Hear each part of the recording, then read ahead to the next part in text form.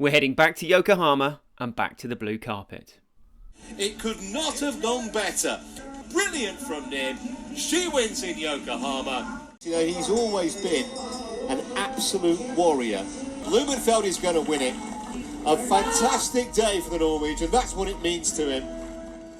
That is, of course, what happened last year. Tune into triathlonlive.tv for all the action from the World Triathlon Championship and Paris Series Yokohama this weekend, kicking off at 10:30pm BST Friday night with the para racing, then a good honest 2am in the UK, 9pm New York for the women's race, and 5am UK midnight East Coast US for the men.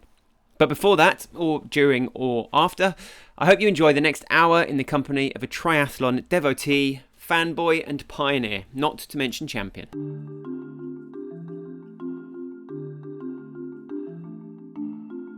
Today on the World Triathlon Podcast, it's my pleasure to welcome a World Triathlon champion, two-time Ironman world champion, long-distance world champion, founding father of Super League Triathlon, driving force behind the Sub7 and Sub8 projects, man behind the Phoenix Foundation, undoubtedly one of the great ambassadors for the magic that is Swim Bike Run. He is Chris McCormack. Chris, welcome to the podcast. How are you and where are you?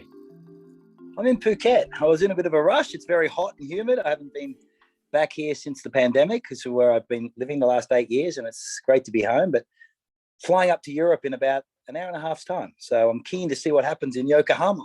So I'm worrying I'm going to miss the results. So I'm such a geek for everything that happens in triathlon. I'm the biggest fanboy ever. Even though I did the sport, I started as a huge fanboy originally, and I guess I was inspired by, the old guys like Greg Walsh and Mark Allen. And when I was young, they were the pillars of this sport and inspired me to take it up. And I'm still, even though I'm retired, still a fanboy of Swim Bike Run. Yeah, well, obviously, definitely want to talk about the first races of the year. But yeah, safe to say it's been a pretty big month in the world of triathlon and is only going to get bigger.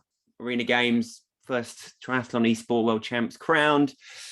Christian Blummenfelt making history again, Yokohama coming up, and then a certain Sub7 and Sub8 challenge approaching. So yeah, none of this post-Olympic quiet year to be found anywhere out there this time around. It's been chaotic, hasn't it? We were begging for sport like 2 years ago. We're like, oh, please bring some races on, and now we've got so many of them. It's wonderful to see. And let's start with. I just want to throw it out, Christian Blummenfelt. Wow, what a 12 months he's had, and to win in Utah, it's the first time ever an Olympic champion is the Ironman world champion. He's also the world triathlon champion. That's just never been like it's the GOAT.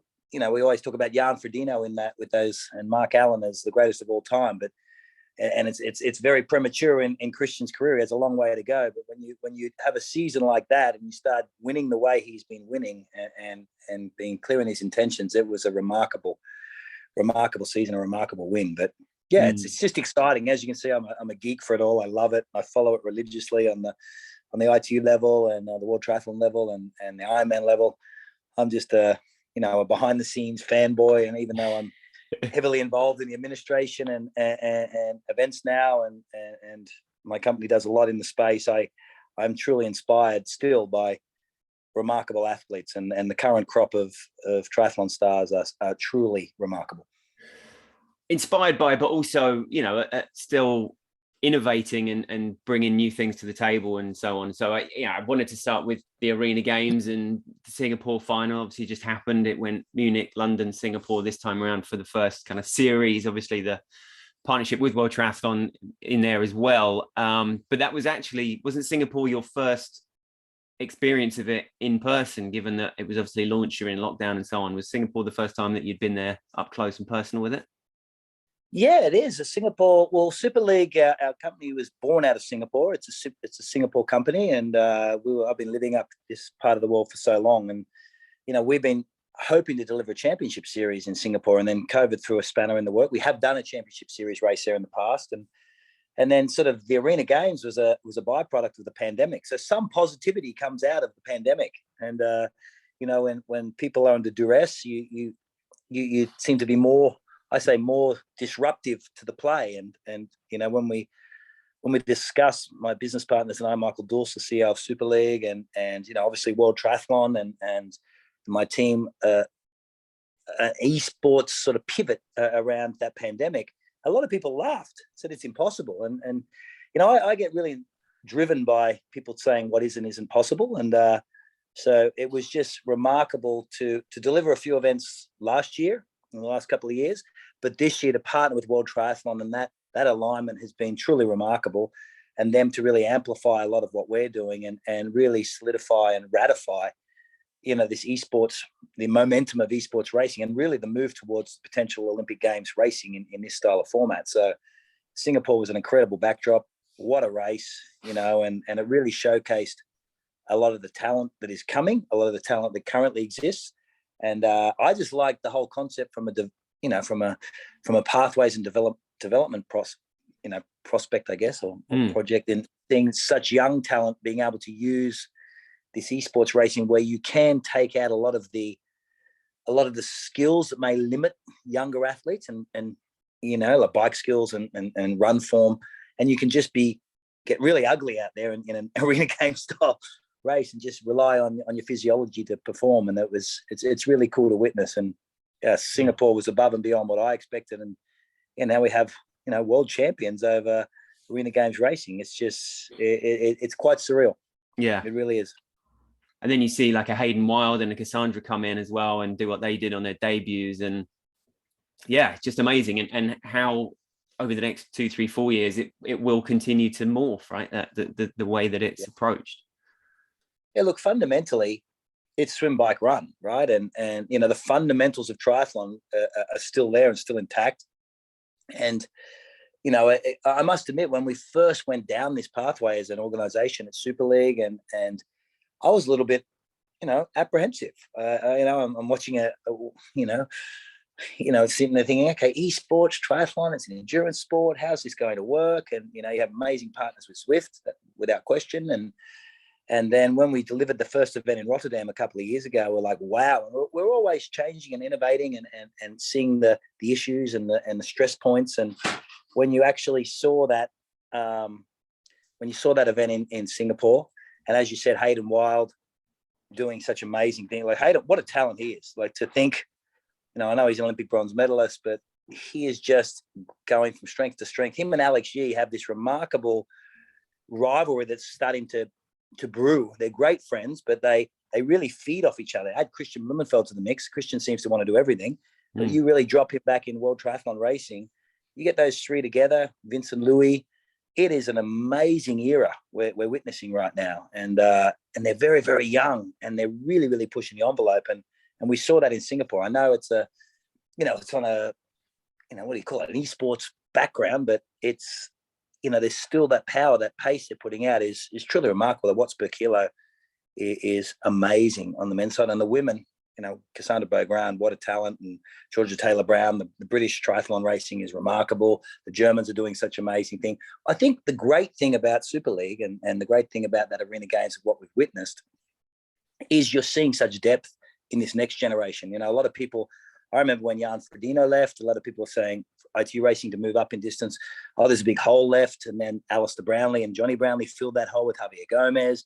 And we're like, oh, what's going to happen after these guys? There's a big hole. But it just seems this momentum, that this inspirational momentum that these athletes leave behind and inspire that next generation to come forward and push. We're seeing that in Hayden Wild and Alex Yee, and they're a byproduct of the generation that's come before, and they're even better than that one. And we didn't even see athletes like Vasco Velasco. We didn't see a lot of athletes that we're going to see in Yokohama that are really going to push the envelope.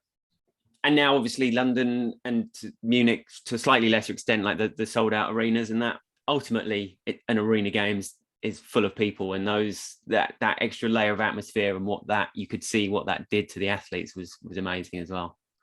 Yeah, for us watching, the series this year, starting in Munich, where there wasn't as big a crowds, there was still some COVID restrictions on people in the arena, in the swimming pool area. And I remember when the London event came, where it was a sold out house. And I still recall sitting with, and I couldn't hear him. He's literally sitting next to me. We're trying to call this race, and the noise in that stadium, in that arena was.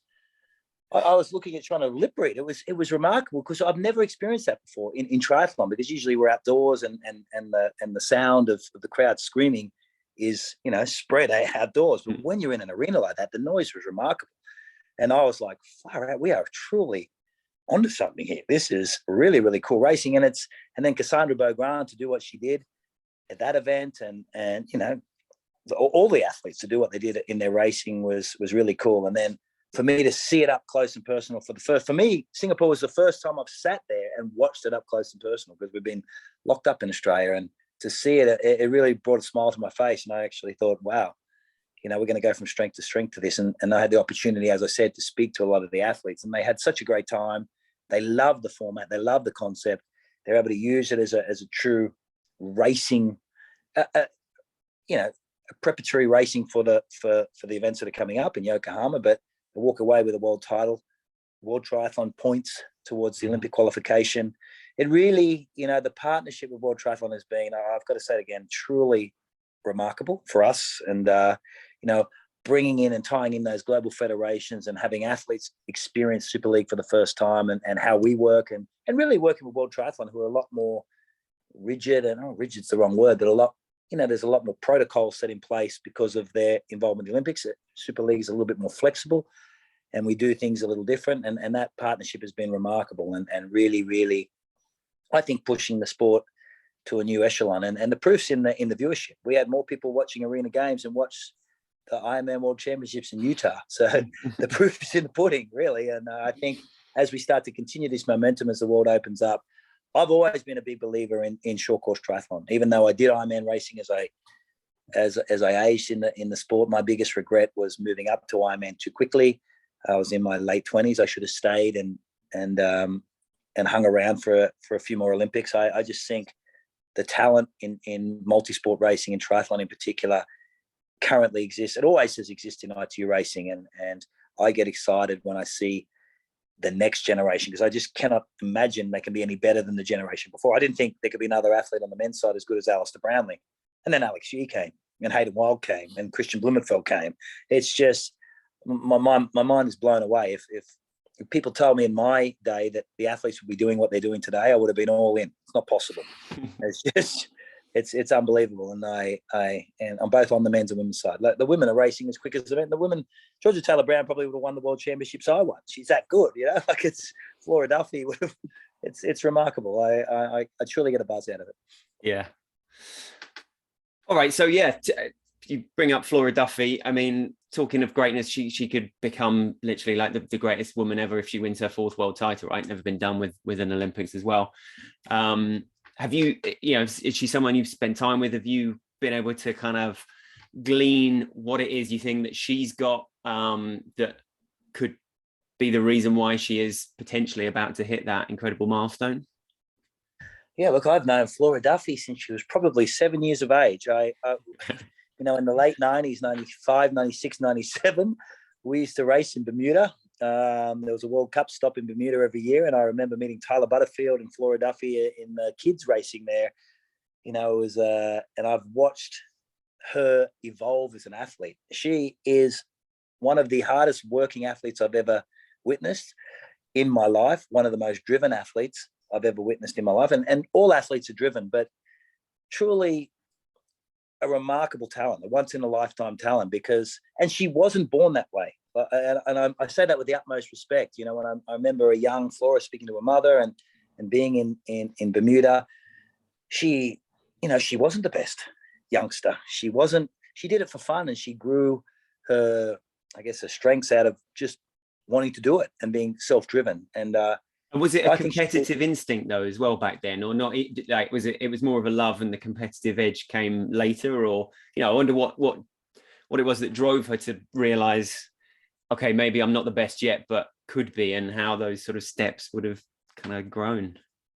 I think she's a byproduct of what makes every triathlete successful, and that's consistency. If you look at Flora's evolution through the sport, she wasn't a fantastic runner in her early days, always been a fantastic swimmer, unbelievable bike rider.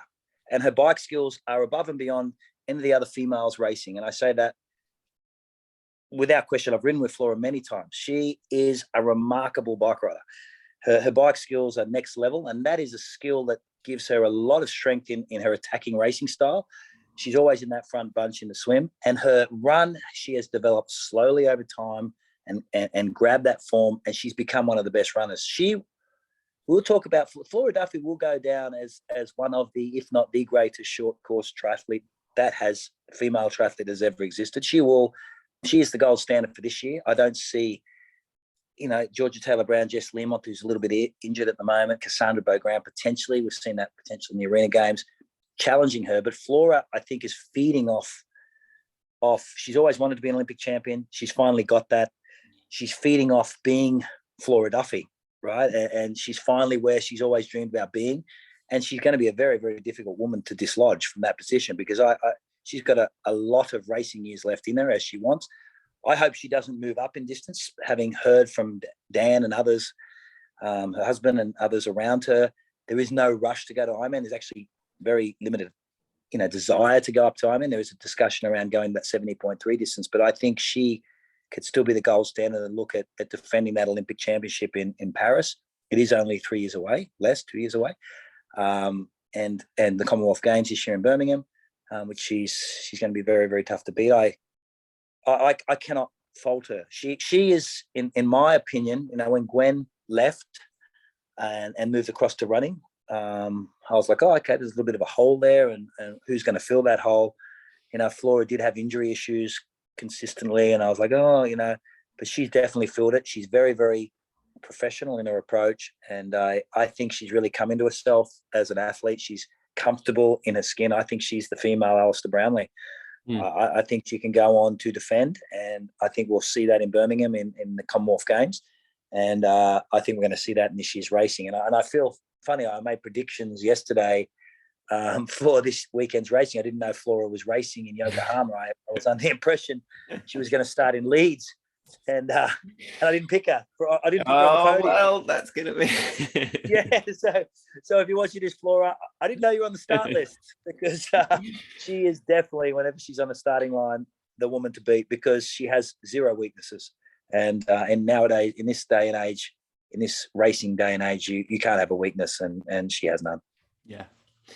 Funny, isn't it, that you mentioned both on the men's and the women's side, and reaching back kind of 2 decades, best part of 2 decades, that you have greatness, and then when they move on, you think, what is going to fill that void? And without doubt, someone is already kind of doing that, and you don't necessarily notice, right? And I wonder if, Taylor Knibb could be that person, and this race in Yokohama, if, those two on the bike on a course like that, again, it could be super interesting seeing how they push each other. And I remember Flora after the Montreal last year, which was, again, what I would consider a mark of her greatness, was the way she adapted to that elimination format and won that straight off. But she was saying that there was what's being pushed by Taylor there that she'd never kind of experienced on a bike course as well. So that could be the next kind of key rivalry brewing there. I see a Taylor and Flora. And if you add Georgia Taylor Brown and Jess Learmont and probably a Cassandra Beaugrand, and that big swim group, I recall, and I hate talking about the old days because it's never about the old days, but I recall the great Loretta Harrop and Nikki Hackett in the late 90s going into the Sydney Olympics. There was a remarkable athlete called Emma Carney. There was another one called Jackie Gallagher. The Australians at that time were dominating world triathlon and with remarkable run speed. And I think this Barb Lindquist, who was an amazing American athlete, with Sheila Tormina, another American, and Loretta, realized that swim power up the front could change the dynamic of the racing, especially if you're aggressive in your racing tactics. And they basically showed the next generation of racers. They made the old generation obsolete. They showed that if you had a weakness, it was game over. I see that with Taylor Knibb now and Flora and these big swimmers because of the way they race. It's one thing to swim well, and that's one thing, but they transition well and they are aggressive in that first 10 kilometers of racing, set it up. They're prepared to work. Flora's sort of a patron on the road. She will make sure she gets those women working together. And Taylor Knibb is so strong with such a big swim. She's happy to do that power up front. She reminds me of a Loretta Harrop, and that is a very, very dangerous combination. And where I see the next move potentially, or the next challenge, depending on her mood as a racer, is Cassandra Beaugrand, because she can really swim with these women. She has that bike skill. She's still a little bit, got some skill work to work on, but that'll come naturally over time as she does another season of heavy racing, and as she matures coming into Paris. She is, when she's on form, the best runner in the sport. We've talked about her talent for many, many years. She can benefit from this group. And if she can get in that power play and use Flora Duffy and Jess Learmonth and Georgia Taylor-Brown to stay away, she has all the arsenal to win it. So there's such a strong dynamic of female racing happening at the moment that it's starting to get a lot deeper than the men's side. When you start laying out the players that can win these events, it's truly exceptional, and they are so balanced, which is what I really enjoy watching. I'm super pumped about Yokohama because we haven't seen this length of racing for quite some time, right? And with stacked fields, so I'm keen to see it. Yeah, really, really keen. Yeah, I guess after the super short stuff of the Arena Games and the Ironman World Champs, this kind of fills the gap perfectly, doesn't it? Yeah, and Taylor seems to be jumping in. Taylor Nibb seems to be jumping in and out of 70.3, and it's very, the Americans do that. I like her sort of this laissez-faire approach she's having. She's so young and she's enjoying. Yeah. She seems to be having a really good time, and it's just so, oh wow, I'm really good. I'm like, yeah, you're really good. We saw that in Leeds. And I'm like, wow, you are remarkably good. She's been such a good junior at under 23 racing. We've seen the talent there, but it's one thing to be a junior and under 23 talent, but to transfer, there's no guarantee you can transfer that up into elite racing. And she's done that, and she's built a hell of a lot of respect at the long course level because of the way she races. And I think the women see her as a true threat, a true strength. And I hope in her own head this year she sees herself as a major player, because she could really do some damage on the rankings this year. And Yokohama, a race that you did in 2011, I believe, right? There's a brilliant picture of you and Simon Whitfield in the ice bath at the end of it, doing the rounds on social media at the minute. I don't know if you... Yeah, that was my wife called that my midlife crisis. My 39, trying to make the London Olympics as a 39-year-old against, I hadn't raced a World Triathlon event for 10 years and thought, oh yeah, I used to be world champion at this, I'll be fine. And then I saw when Alistair Brownlee, Javier Gomez, and a young Vincent Louis, they just blew my doors off, right? I was like, wow. And I remember sitting with Simon Whitfield, the Olympic champion from Sydney, after that event in that ice bath, going, he's like, they're good, aren't they? I'm like, man, I'm happy I'm old. Man, I'm happy it's over, bro. Like, they are remarkable. Like, I had my doors blown off from the swim. It's just, yeah, it's a great course. All the Japanese races have always been great for World Triathlon. They've always had Fangamagori, they had Ishigaki. Yokohama has been an event for many, many years. I think Tokyo Olympics, what a great course, great event that was. I think the Japanese have really got behind triathlon, and that course there in Yokohama is great. And a lot of the athletes are very, very familiar with the course, with the venue, which is always good. As you said, 2011, I think that it was already in its third or fourth year of racing. So it's now 2022. So we're talking 15 years of racing there. So it's a long time. So it's a great race. And I do look at the event and think, oh, I remember that, so it's, it will be cool. Yeah. And that's not, yes. And just touch briefly on the men's side as well. Vincent obviously won in 2019, and whether it's him or Alex Yee or Martin or even a Leo Berger or Tyler Mislechak, like there's so many that could potentially win this race, and that you would sort of fundamentally be delighted for whoever it was, right? And kind of all the way through to the championships this year. It's impossible to call, as it has been, I guess, for the last couple of years, but you do just wonder if this is going to be another one for Vincent, don't you? All world triathlon races nowadays are hard to call because there's so many talents. And I think, in years past, it was in Abu Dhabi. We'd wait for that opening round of the season where, all the winter work's been done. The first race, we're going to see where everyone's at. That's really where I see Yokohama. We've been lucky enough to have Arena Games and that, but that's not world triathlon racing. It's a very, very different distance, very, very different skill set that is involved in winning this. So, we've seen some glimpses of form through the Arena Games, but, we're about to see the big racing. on the world stage here in Yokohama, and we're going to walk away and go, okay, who's done what? Where do people sit in the year? And I'm very, very eager to see Vincent compete. I'm a huge fan of his work. I've worked with him for a long, long time, and I just love everything he does. He's a truly well-rounded triathlete. He's always going to be there in the swim. That's why I like Martin Van Riel. You put Vincent and Martin together, even though they're not training together anymore. Those two together are a dynamic duo. They're both very aggressive in the swim and bike. Hayden Wilde and Alex don't have that swim power, and those, with the utmost respect, I'm always very tentative on what they're very good swimmers, but they're not going to be at the front where those athletes are. So I know Vincent and Martin will know that, as will the big swimmers. And they'll try and capitalize on that and try and get that gap. Yokohama is a course where you can get those gaps and breakaway groups can stay away. And I'm just keen to see how that unfolds. I picked Hayden Wilde to win this event. I think he needs a win. I think he's really walked off last year's Olympic Games with a bronze medal and such a great Super League series, such a great season. He's gone home. He's put himself, I think, in the Commonwealth. I don't think they've announced it yet, but I know he's done the qualifier for the Commonwealth Games in the 10,000 and the 5,000. So he's been doing a lot of track work. His runs there. His bike skills are the top of the tree in the men's racing. He sets the standard, and I'll argue that with anybody.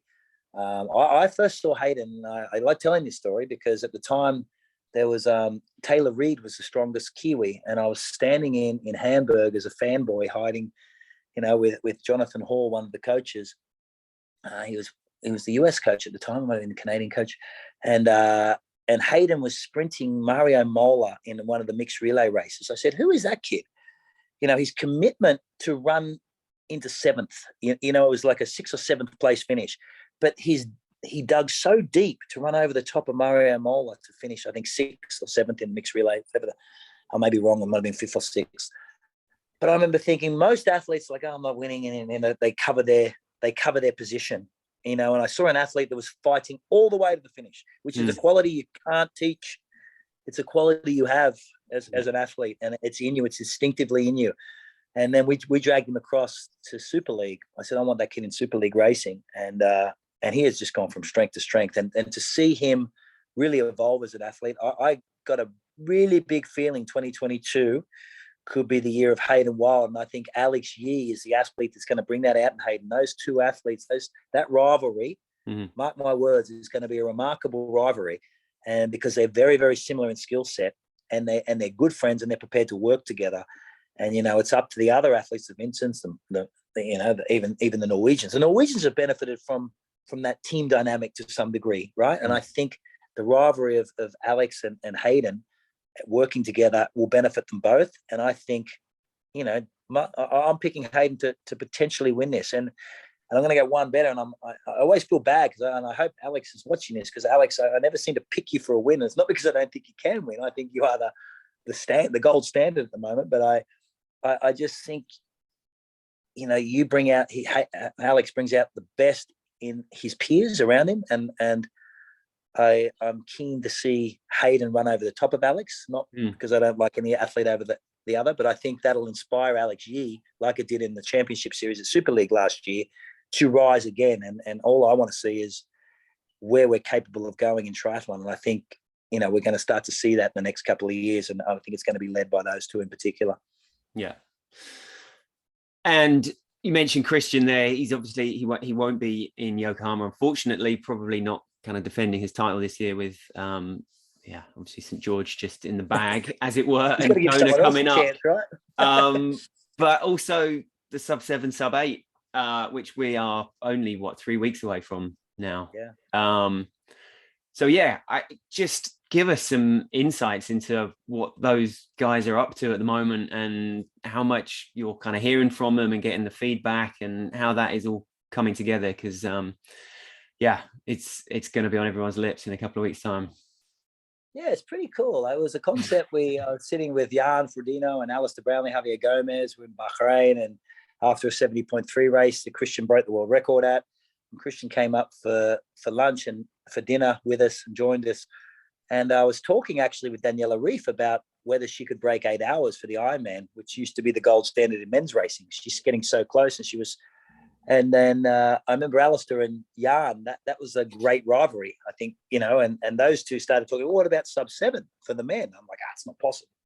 Come on, and I remember Christian, who had never done an Ironman, right? Said, yeah, it's possible. And I remember looking across going, wow, like you're talking, he hadn't won the Olympics yet. He hadn't won a world championship yet. He just won Lausanne, the grand final, right, in world.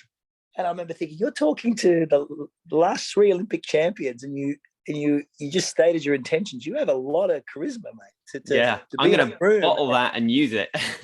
Yeah, to be in a room and make a statement like that in the company you're with is truly cool, right? And I said, yeah. And we started swapping terms. We had Mo Farah. There was Mark Cavendish. We're there for a 70 point. We were all talking. And what I realized when we sat back and I suddenly, this conversation around what was possible around the Ironman distance, if the rules were relaxed and we were able to draft on the bike like they do in World Triathlon, we were able to swim, what the standard would be. And I'm sitting there watching Christian, Jan Frodeno and Alistair and Daniela and all these athletes talking with Mo Farah and that, who aren't triathletes. And I remember thinking, this is engaging because they're not triathletes and they're actually talking about the endurance possibilities of human endurance. And I said, well, if I could put this together, would you guys do it? They're like, what do you mean put it together? I said, well, I'll put an event together. Let's have a crack. Writing on napkins going on. And yeah, that's exactly what it was. I really mean it. And, we just seen the Kipchoge 2-hour marathon project, the 159 Ineos project. So I was talking about that. I said, and they're like, you won't put it together. And I'm like, why wouldn't I? Let's have a crack at it. So we I went away and we built up the concept and went out. And I remember, everyone said you need to have Jan Frodeno. Everybody, Jan Frodeno. And I wanted Alistair Brownlee and Jan originally because I loved that rivalry when they were racing, post that Beijing Olympics when Frodo was the Olympic champion in 2009. Anyone that wants to be truly entertained, go back and watch on Triathlon Live, the 2009 series, the emergence of Alistair Brownlee. You want to see dominance? That is dominance. And that was my original pick. And then I was so inspired by Christian Blummenfelt. I was thinking, why can't 3 of them race? And I remember speaking to them all. And in the end, I said, let's go at Alistair and Christian because I really, and everyone criticized me. Christian Blummenfelt, who is he? He's done nothing. It was 2 years off. And my first thought with the utmost respect to Jan was, okay, he'll be 40, 41 by the time we do it. Maybe he's at the end, and he mightn't be there. I've got to look at the next wave and Alistair. And I remember getting criticised by everyone when I picked Christian Blummenfelt. I remember everyone's like, you're an idiot. You can't even do an Ironman here. And I remember speaking with him. He's like, I'm going to win the Olympics in Tokyo, and then I'm going to win the Ironman. And I just love athletes to state their intentions, and I love them to put it out to the universe because it comes with a lot of pressure, and he seems to ride that. And he's done it both.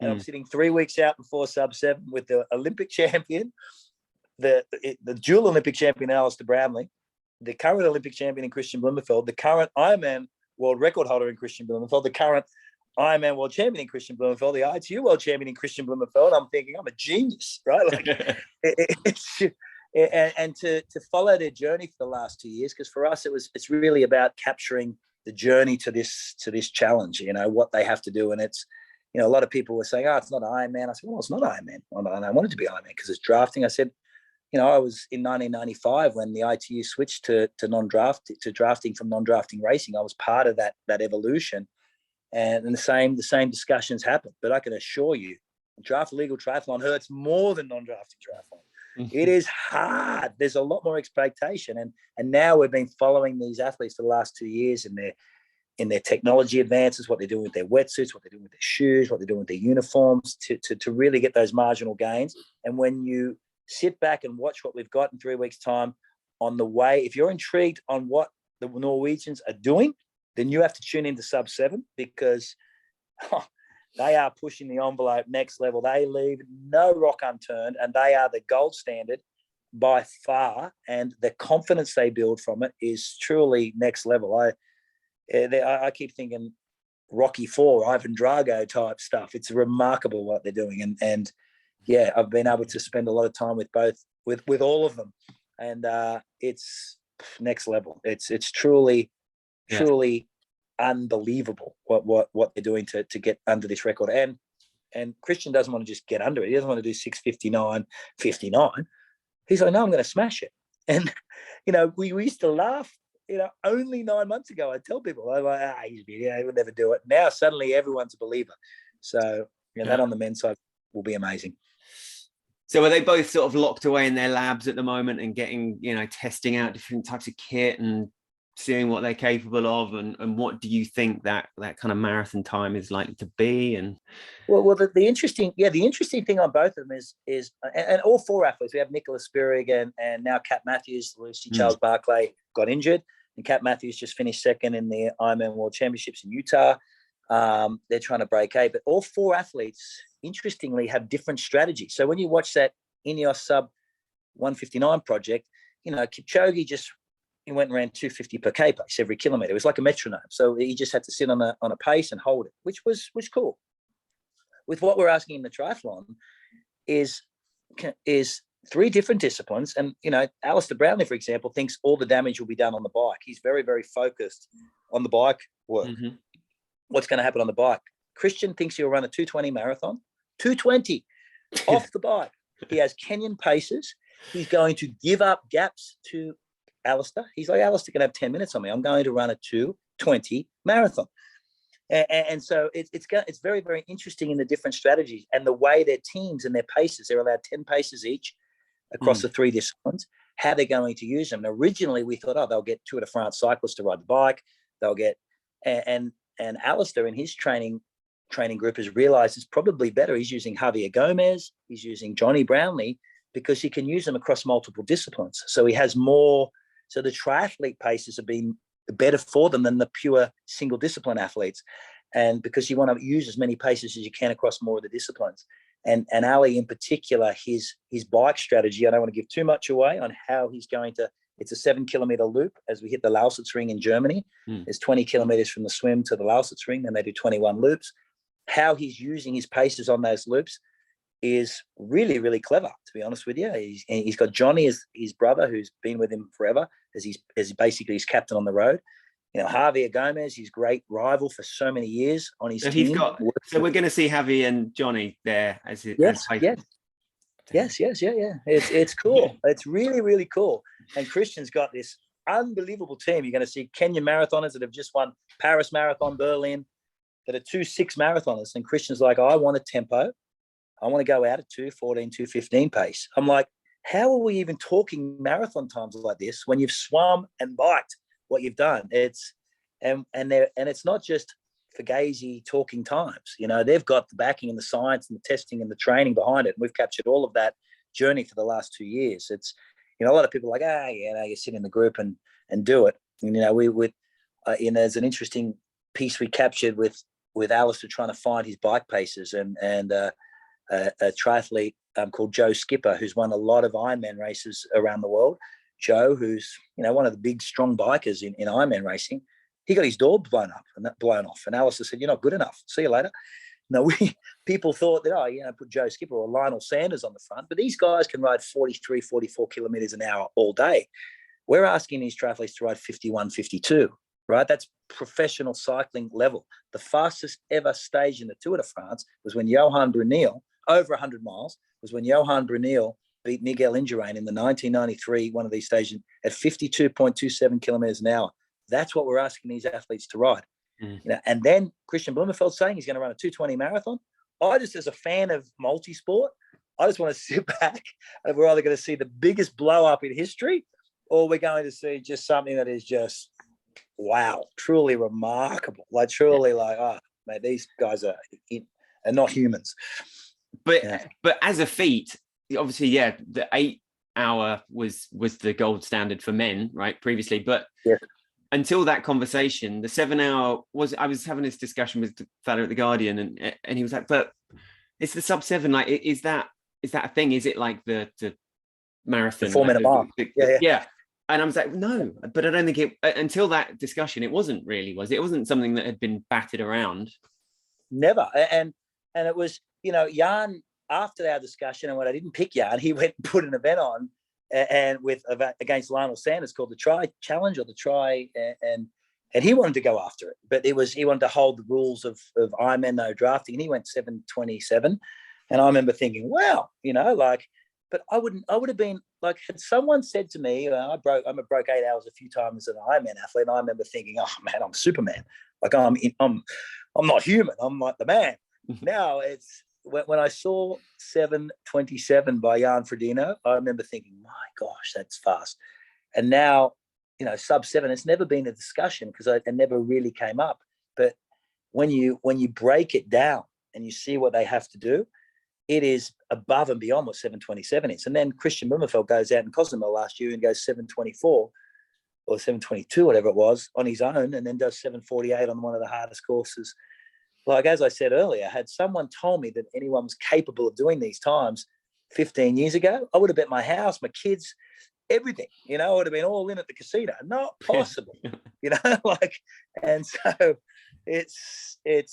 I remember walking out of Bahrain when we discussed it on the napkin discussion, thinking, mate, these guys are nuts. It's not going to happen. I sat next to Mo Farah on the flight back and we're breaking down. He was talking to me more about the running, and he was asking about the physiology of getting off a bike and running with the shortened hamstrings and carrying a lot more weight. And I was asking him about Christian Blummenfelt, had he seen him? I showed him a picture of Christian on my phone. He's like, that guy's too big to run a marathon, right? I'm like, mate, so this guy thinks he can run 2:20.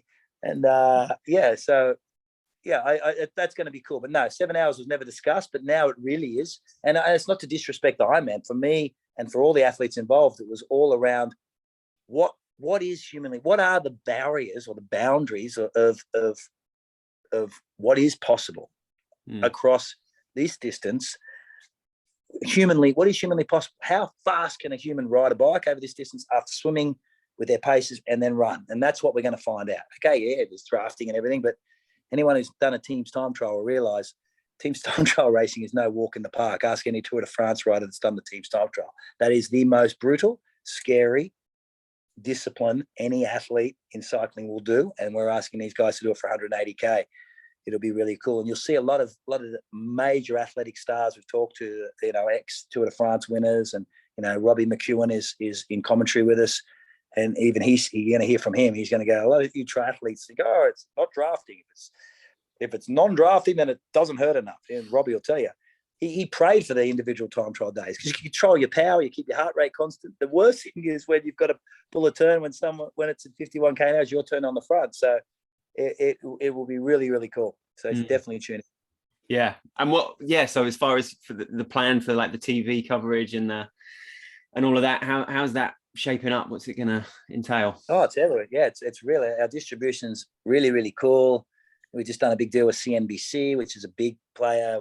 We're everywhere. We didn't want to do any lockout deals. So it's part of the Phoenix Foundation, and it's a not-for-profit foundation that we started to help kids, to inspire kids to take up sport.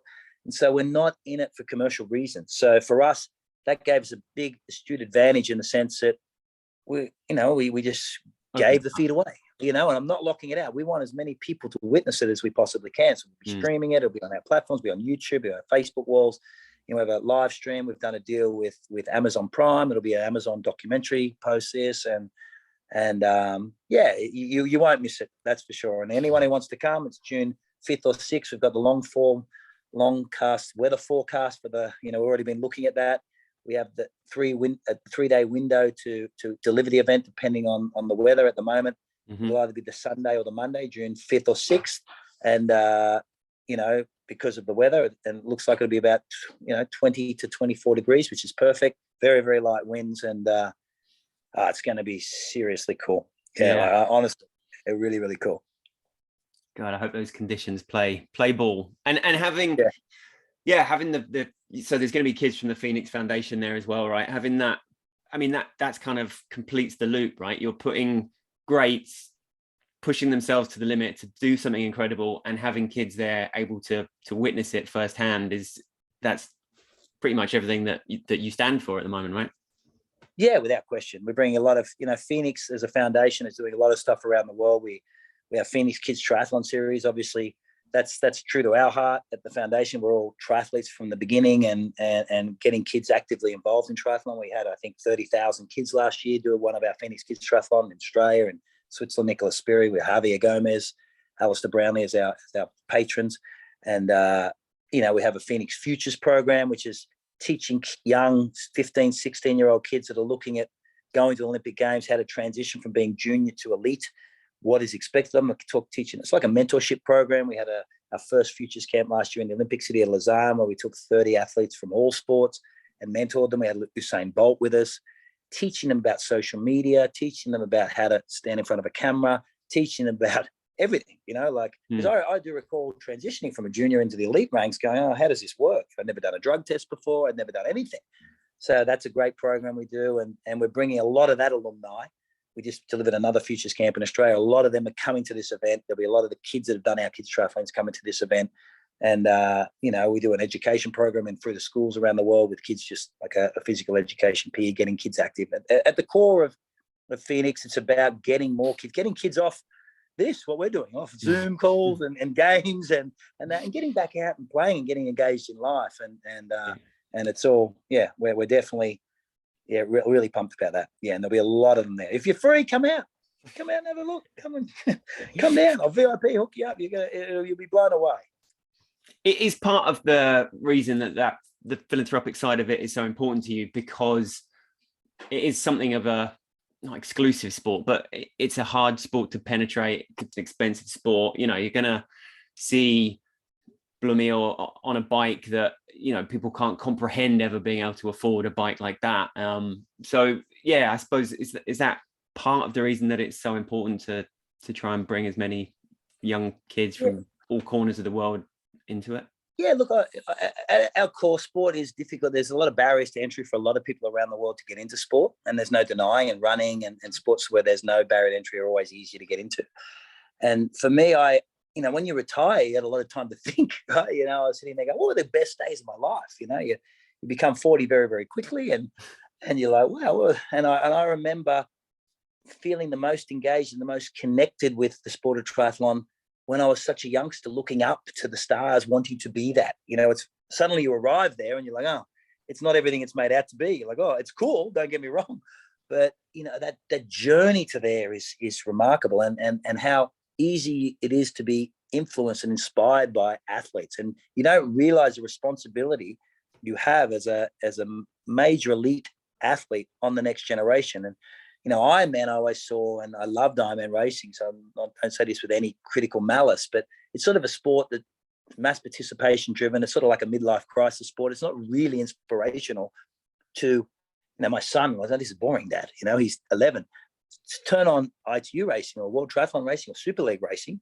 You can keep them engaged because things are happening. And for me, it was like, okay, what can I do to bring more kids back to sport? And I don't want to be just a triathlete. I want to bring kids back to sport. And so we formed the foundation in 2019. Obviously, the COVID happened and we were disrupted. And, we started with our ambassadors, predominantly triathletes, and Katie Safaris, Jake Birtwistle. We had, obviously Alistair and many others. And then the world stopped. And, we're able to deliver a lot of things virtually.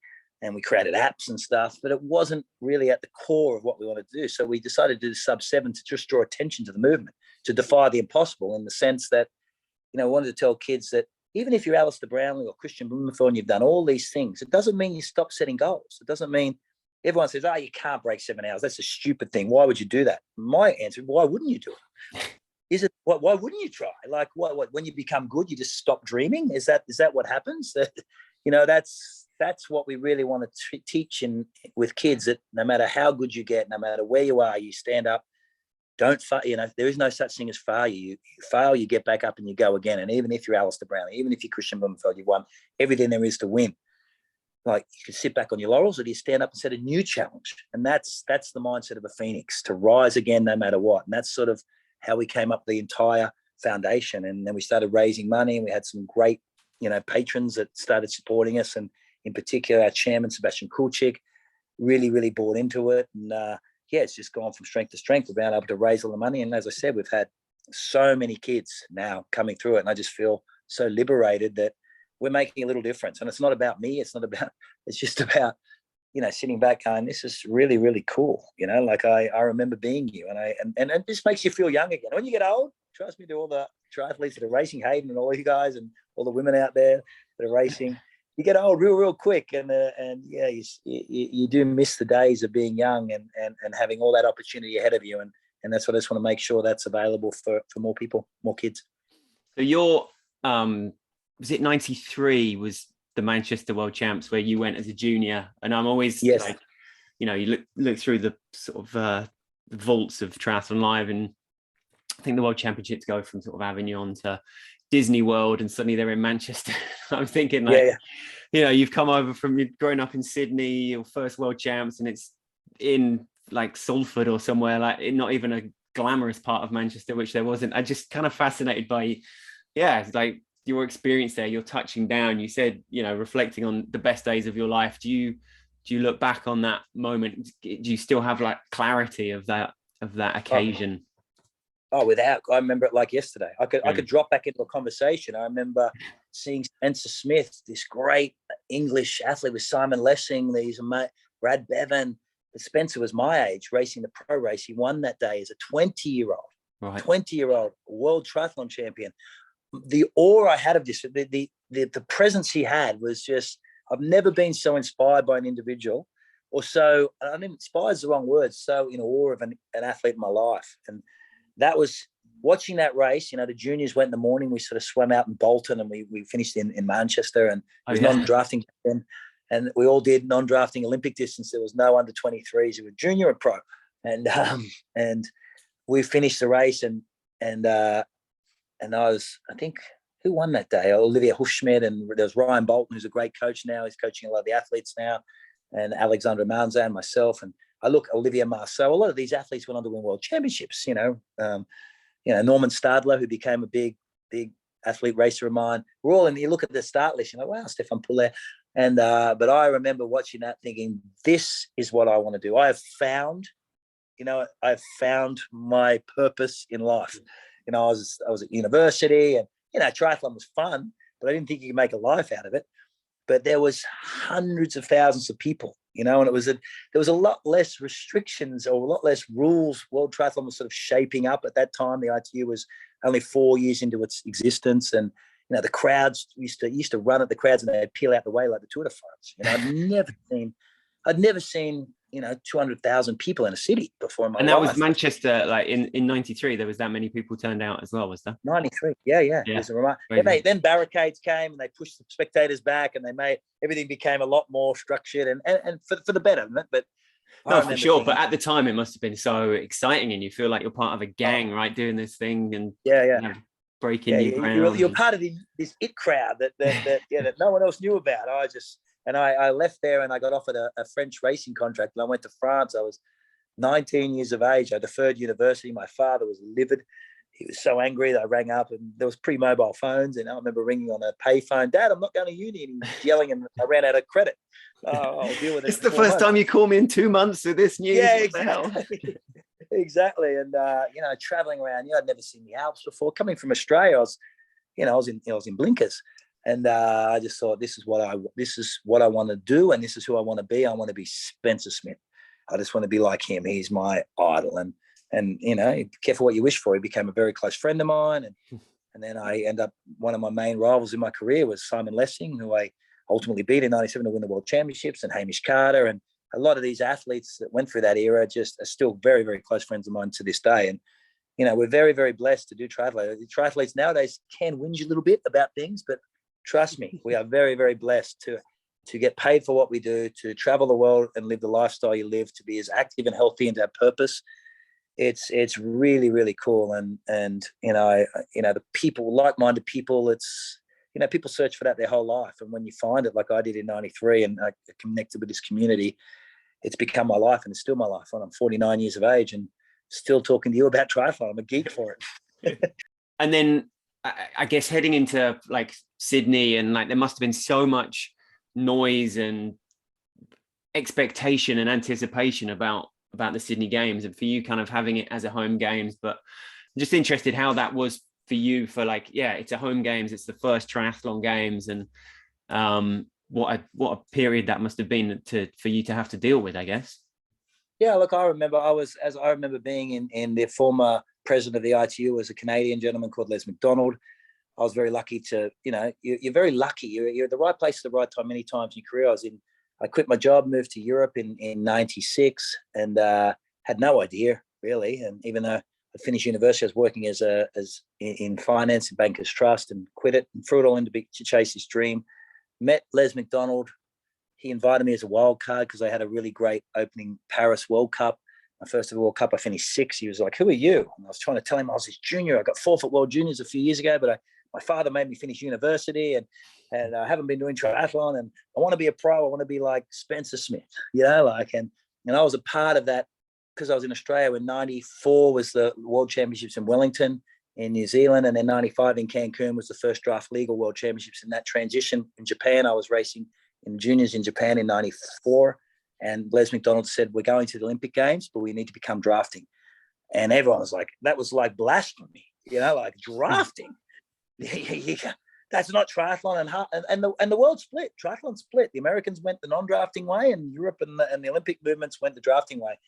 And I remember thinking, man, this is now a legitimate sport. Like before that, it was a little bit like Spartan, right? Like it was, a lot of people did it, but when you're in the Olympics, it suddenly legitimizes what you do. And I went, that is what I want to do. And then Sydney had won the Olympics. I'm like, my gosh, the Olympics is going to be the first time triathlon's in the Olympics. It's going to be Sydney. It's going to be the opening event of the Olympic Games. The first event will be the female and male triathlon at the Olympic Games in Sydney at the Opera House. What a backdrop in the greatest Olympics of all time. A lot of other people might argue, but as an Australian, it was just mind blowing. Yeah. And as a youngster, that was for me, it was it. And then, as I said, 97, I was a world champion. So suddenly I'm going to the Olympics with the legitimacy of winning it. In 98, I was world number 1. 99, I won a few World Cups. And then I won our first Olympic qualifying race in Gamagori, our first Olympic trials. And then my mum got sick, and my mum passed away just before the second trials race in April of 2000. And I sort of dropped out, and the team opted not to take me to the Olympics, which was, looking back at the time, I couldn't understand it. But looking back, to be honest, I wouldn't have done anything. My mum was everything to me, and I really struggled with that for a long period of time. The guilt that came with being away and never ringing her. Nowadays, you have mobile phones, you speak to your mum every day, I'm sure. But back then, you pick up, you send a couple of postcards, and I felt like I hadn't spoken to my mum for years. So I really struggled with that. And then when I didn't make that Sydney Olympics as number 2 in the world, and I was devastated. I didn't want anything to do with the Australian Federation again anymore. And then my 2001 year post that was my best ever season. I won 3 World Cup races and won the Goodwill Games, and I was back racing, and I wanted to go to Athens, but I wanted them to pick me for Athens. I didn't want to go through that process again. And when they said they wouldn't, I said, well, I'll do Ironman. And everyone laughed. And it's my biggest regret. I say that to you now. I wished I hung around for Athens, but I just had this chip on my shoulder that I felt like I let my mother down by not going to Sydney. And I didn't want to take the risk of letting her down again by not qualifying for Athens. So I thought I could control my own destiny by doing Ironman. So as a 28-year-old, I did my first Ironman in 2002, and that Ironman journey started. And it probably robbed me of some pretty great racing I could have done at the ITU level, but we'll never know. And Hamish Carter, my great peer and friend, went on to win that from Bevan Doherty in Athens in another remarkable race. But the Olympics to me is the greatest thing that has ever happened to the sport of triathlon, and the athletes nowadays are so lucky to experience it, and so lucky to have it, and so lucky to drive towards that goal. And I say hang in there as long as you can, because it's amazing. So yeah, you on reflection, you think maybe like the overwhelming emotion of having, had you got to the Sydney 2000 start line with what had happened in your personal life, it could have been a bit too much anyway. And perhaps was the federation sort of trying to take that into account, do you think, or was it? They did. They definitely took it into account, but I was too young to realize that. Now with an older head on, I was like, they don't know what they're talking about, and you're robbing me of my. But they're in the job of getting. And Australia at the time, people need to. The 6 of the top 10 men in the world were Australians. So it wasn't like, how can you leave the number 2 in the world off? The number 3 was an Australian. The number 5 was an Australian.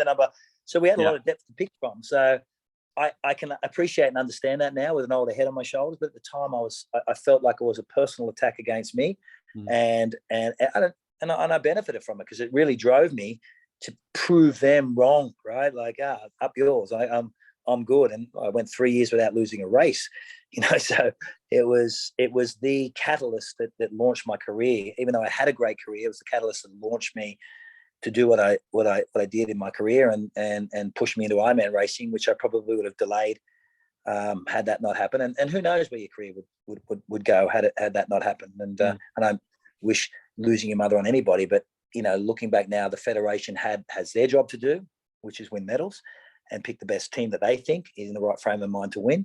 And I think, I say this openly, I think they'd made the right choice because I wasn't in the right frame of mind. I was lost. I really, really struggled. And, it was only 4 months later was the games. So, it was tough. Without a doubt, it took some cojones to then come back and try and qualify for 2012 and to put yourself out there like that and just, laying yourself bare to come back and try and do that. And easy decision, to be honest. I was so content with my career in 2010 and I wanted to retire, but I just won the World Championship and I had like 5 years of sponsorships. I was old. I was 38. I couldn't believe these companies were going to sponsor me again. I was sort of at the peak of my racing, and Ironman's very special distance. You can be old and compete. And I just didn't want to do Ironman anymore. I had a young family. I'd travel in the world. I wanted to settle down and focus on them. It's quite narcissistic sport at a professional level. It's, it's very much about you. And a lot of people make a lot of sacrifices for you to be good. And my wife and family were ones that did that, and I was ready to walk away. And the Federation reached out with a sort of an olive branch to say, hey, can we talk to you? There was new people in power there, and they said, oh, would you consider coming back from London? I thought it was a joke at first. I said, what do you mean London? Yeah, they're like, oh, well, you could still qualify. You've got to try and make up some points in the next 12 months. I had 0 points, and the biggest obstacle was trying to get the points to qualify me to make the Olympics, let alone winning a qualifying point race. So I remember talking to my wife, thinking, well, what a great example to set for the kids. It's one thing. I'm a world champion. I've done all this stuff. What, can I go and win another one? Like, who cares? Like, why any not dads listening, you're setting a bit of a high bar. Yeah, but I thought, like, my kids were sort of sitting there. I'm thinking, why not show my kids that it's brave to I'd always wanted to go. Why not? Even at 39 years of age, I remember meeting Alistair and I was talking to him. His coach at the time was Benny Bright, who I used to race with, and man, he was talking to me. I was in Kitzbühel. I hadn't done a World Cup race for 10 years, and I just won Ironman Cairns 2 weeks before this race, and the Federation drove me across, wanted me to come across. And the Alice was like, oh, you'll be fine. These guys are hopeless. You'll beat them. Don't worry about it. I'm like, mate, I'm 39. And now I talk to Alistair as a 33-year-old. I go, mate, you still got 6 years to go. Imagine going back to ITU racing in 6 years' time. You start to understand. You probably looked at me like, what a stupid old muppet. But, it's like, but I would never have met the athletes on the World Cup circuit had I not gone back. I had such a great time. I went and watched the London Olympics with my kids, even though I didn't make the team. I was an alternate on the Australian team, and I absolutely have 0 regrets trying to do that. And my kids remember that journey more than they remember my Ironman. So they grew up on that Olympic, and Lisa Norden and Nicola Spirig watching that London Olympics. And Nicola and Lisa, my kids know them. Like, I was in training camp with these guys, Lisa Norden in particular, and training for those games. It was really, really cool to give young kids that experience. And I saw what that journey, that decision of mine did to my kids. My kids want to go to the Olympic Games. My daughter wants to be an equestrian. My other daughter wants to be a water polo player, and my son wants to be a sailor. And I'm like, wow, and that was all because their old midlife crisis having father decided at 39 he thought he could make London. And even though I didn't make the team, that I felt really, really satisfied with the journey. I didn't make enough points to make the team anyway. In 12 months I didn't accumulate enough points to go. Right. But then just decided to bookend the career with ITU then with the long distance championship title as well, 2012. Yeah, well, I didn't make the team, and then I just pivoted back. I thought I'll go back to long course, and I saw that unique distance in the middle. I didn't want to do Ironman again. I'd left enough of my body out on those lava fields. And I'd always wanted to do ITU long course worlds because I used to watch Nice and Mark Allen as a kid, and and there was an amazing opportunity in Victoria that the national team selected me, and it was the first and only time I hadn't done anything. I'd only done ITU racing or Ironman. I never done 70. I did 70.3 races, but I'd never raced the 70.3 World Championships. They didn't exist. The unofficial World Championships back in the day used to be an event called Wildflower, which I won 4 times. So I was considered the best 70.3 racer in the world my whole career, but the series didn't exist. Yeah, there was, and then this opportunity to do ITU long course worlds. I'd never raced it. I thought I'm going to go there and win that world title, and I did that. I remember sitting with my wife going, "Wow, I've got the full set now. I've got them all." Good time to walk away. So it was, winning all the titles was all I wanted to do, and I got the full set and did that, and then we started moving into what we're doing now. I thought I want to start to give back to a sport that had given me so much. Yeah. And now, as we said, like the Sub7, Sub8, it's going to be amazing for you to be able to kind of be right with them on that journey, and for Christian, who's obviously got Kona very much in his sights as well. Like the difference between, say, a Utah race and a Kona, and your first Kona experiences were obviously tough, and it's a very different challenge and so on. So, like, just to put into perspective what he has done to be able to get that title in Utah already, what a different type of challenge the Kona one is. Well, when you talk about Christian Blummenfelt, the status quo doesn't make sense, because that guy is an outlier, right? He's just won Ironman World Championships on debut. Only Luc Van Leert has ever done that in 1996. He is the ITU World Champion. His range is out. We used to talk about Jan Frodeno's range. It's gone because he is current. Jan transitioned like I did as well. We transitioned up in distance. This is the current ITU World Champion, current Ironman World Champion, right? It's never existed before, ever. Kona is a completely different beast. And, I wish the World Championships, I hated Kona. I wish the World Championships rotated all around the world. I probably have 6 or 7 of those titles. I won every Ironman I ever did, but couldn't win Kona. So I only won 2 of them, right? But I never lost another Ironman. I lie. I lost in Frankfurt once. But it's a different beast. But, a very different time of racing, because we raced a lot on perceived exertion. We didn't have power meters. We didn't have, we didn't have a lot of the stuff they have now. So it was much more reactive and spontaneous racing. There was a lot more, you blew up a lot more. Now you're just getting feedback all the time. You ride your power, everything going in. You're taking it, they even have, these things that tell them when to have their gels, right? They have heat, like it just didn't exist when we were around. Like it's a lot more information coming back that they can race with. The technology is all there. So they're able to get this range a lot more. But, Kona is a special beast. And, but Christian Blummenfelt, he can do anything, man. This guy he has the mindset of a winner. He is truly, his self-belief is next level, whether you believe it or not. And I refuse to bet against him. And, but, you've got to go to Kona. In my head, you must go to Kona, and you must prove yourself in Kona. The Tour de France is in France. You can win the Giro and the Vuelta in cycling, but the Tour de France is the Tour de France. And to me, the Ironman Hawaii World Championships is still the one you must win. And if you have Utah, it's great. But if he goes and wins, he sort of ratifies or solidifies his greatness by winning that title in October again in Kona. And he has to knock off Jan Frodeno to do that. And I can't wait for that war. Yeah. But it's going to be a very different approach to that race to Utah, is it? Like, as a man who's raced plenty of Konas and plenty of Ironman that Hawaii the unique challenges there. But as you're seeing, we sort of saw this in cycling, where the racing is all around data now. So that I guess that marginal, that sporadic differences between Ironmans aren't as extreme anymore, because you have so much data.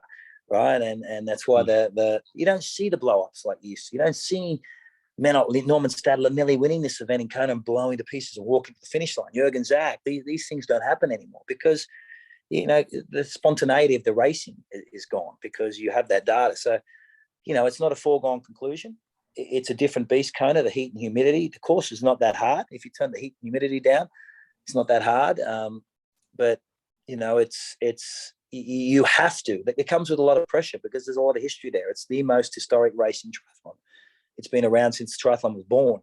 So, it carries a lot of weight. A lot of the old champions are there. A lot of the momentum, a lot of the war stories come with that event. They don't come with Utah. They don't come with Frankfurt. They don't come with Roth. They don't come with Plattsburgh.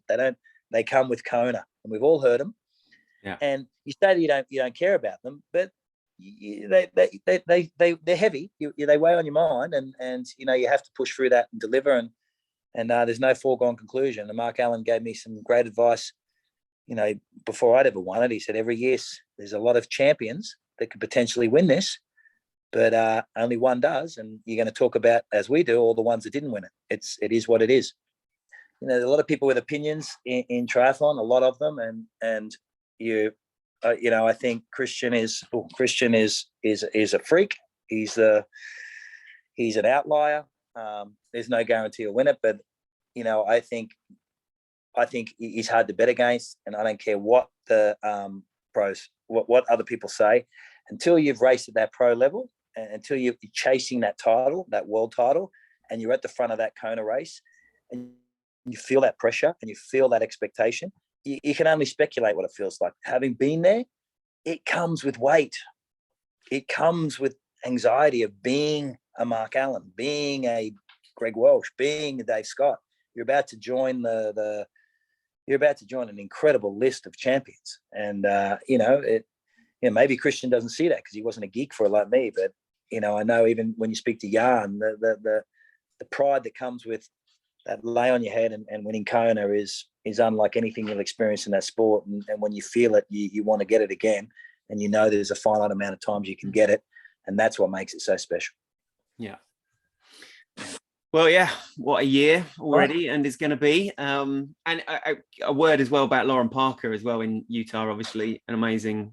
Lauren's amazing. Like Lauren, I knew Lauren as an able-bodied athlete after the horrific injury in 2016, and working with her for the last 5 years, and her commitment to being an Ironman athlete.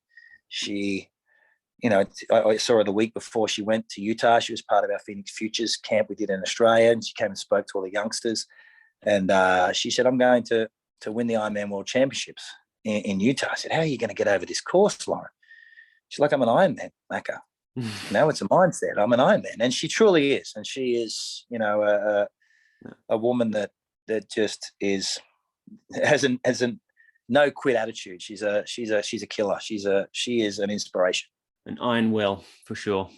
Well, brilliant. There was a quote that you said on the Sub7 website about bring me your best, bring me your targets, and I will go after them. And that attitude being authentic and inspiring. The average will find excuses and reasons, while the exceptional will continue to raise the bar. That's exactly right. Enjoyed that little summary, and it pretty much resonates with everything that we've talked about and every person we've discussed. So thanks very much, Chris. It's been brilliant talking to you. Cheers. Great to chat, mate. Tune into Sub7. You can't miss it. If you're free, come and join us. Come and join us in the Lausitz Ring in Dresden, Germany. You're all welcome to come and watch history be made. It's going to be next level. Fantastic. All right. Thanks a lot, Chris. Take it easy. Cheers.